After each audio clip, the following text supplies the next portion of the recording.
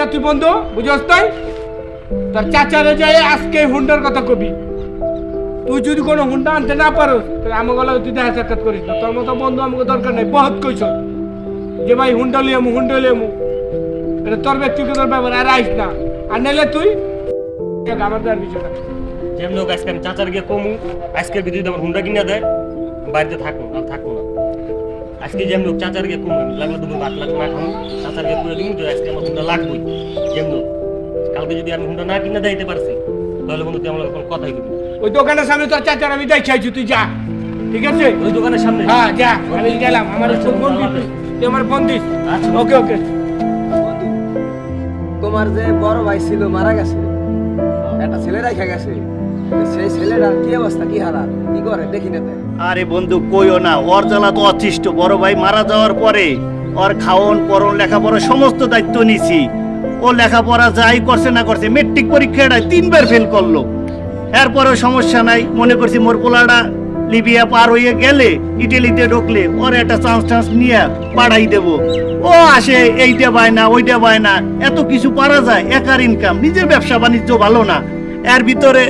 কোহান্তা আবার না কোন বায়না নিয়ে আসে এই চিন্তায় সবসময় অস্থির থাই নিজের একটা সংসার আছে বউ বাচ্চা তারপরে বাইর বেড়ার এত প্যারা আর নইতে পারি না এখন আর ভালোই লাগে না সব ওই জায়গায় বসে আসসালামু আলাইকুম চাচা আমি আজকে আমার বন্ধু বান্ধবের কথা দিছি যেমন হোক আজকের কিন্তু আমার হুন্ডা কিনা দিতে হইব নাহলে আমি যেমন হোক মরে যাম যদি আজকে আপনার হুন্ডা না কিনা দেন তাহলে আমি গলা ফাঁসি দিন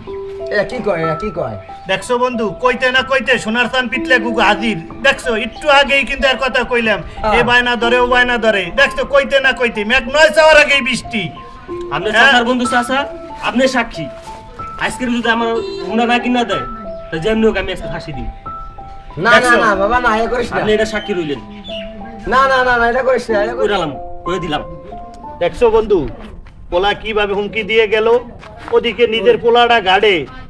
কবে পার হবে দালালরা ধরে মাফিয়ারা মারে এইটা আপনি গেই পেরেশানিতে থাই নিজের ব্যবসা বাণিজ্য ভালো না এখন কি করি কও তুমি একটা বুদ্ধি শুদ্ধি দাও তো কি করণ যায় আচ্ছা বন্ধু তোমার ভাই বেটার কাছে 2 মাস সময় নাও কও যে কিনে দে মানে না কি আর বাহানে দেখছো না যে হুমকিগুলো দিয়ে গেল যাই হোক যেটা ভালো হয় এটা করো তোমরা আমার আজান দিছে আমি নামাজ পড়তে যাই গিয়া তুমি একটু পথে দেখো বন্ধু আরে পাইলে একটু বুঝাইয়া কইও হ্যাঁ আচ্ছা আমি বুঝতে মানে যাও আচ্ছা। পারে কমানে আমি আচ্ছা বাংলা আমি ভালো সমাধান থেকো। করিস না।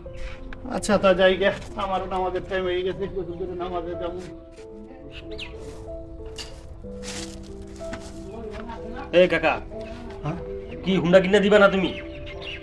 আমি তোমার সকালে কয়ে গেছি আমি তুমি হুন্ডা যদি না কিনা দাও আমার কিন্তু মাথা দগরম আমি সকাল ভাইবার দাদা কইছি আমার কিন্তু অপমান হয় না অপমান হইতেইব তুমি যদি হুন্ডা কিনা না দাও আমি যেমন তোমারে বুঝাইয়া কইছি যে তোমার বাইরে লিবিয়া গাড়ে আছে ও যাও ও পার হওয়ার পরেই তোমার একটা হুন্ডা কিনে দিমু আমি দিমু না এরকম তো কই নাই তুমি আমার বাতি যা তো ছোটকালে তোমার বাপ মরার পরে আমি পালছি নালছি এটা তো আমার বুঝ আছে তোমার ভবিষ্যতে চিন্তা তো আমিই করুম আর তো একটা হুন্ডা তুমি রাগ করো না আমি একটা হুন্ডা কিনে দিমু না তোমারে দূর তুমি যদি আজকে কিনে দাও কিনে দিবা না দিলে আজকে যা এই সমাজের আমাদের সন্তানেরা অনেক ধরনের আবদার করবে আমরা আমাদের সামর্থ্য অনুযায়ী আবদার পূরণ করতে পারি আবার কেউ পারি না তাই আমাদের সচেতন হতে হবে আমাদের সন্তানেরা কোনো রকম ভুল পদক্ষেপ যেন না নেয় তবে এই সমাজের ছেলে ও মেয়ের তোমরা জেনে রেখো এবং তোমাদের বুঝতে হবে আমাদের পরিবার কোনো চাপে না থাকে তোমাদের জন্য এই ভিডিওটা শুধুমাত্র কাল্পনিক কারো সাথে কোনো মিল নেই কেউ খারাপ মনে করবেন না আমাদের সাথে থাকবেন লাইক শেয়ার এবং বেশি বেশি কমেন্ট করবেন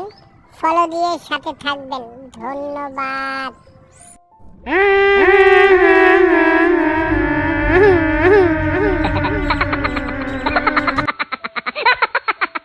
ও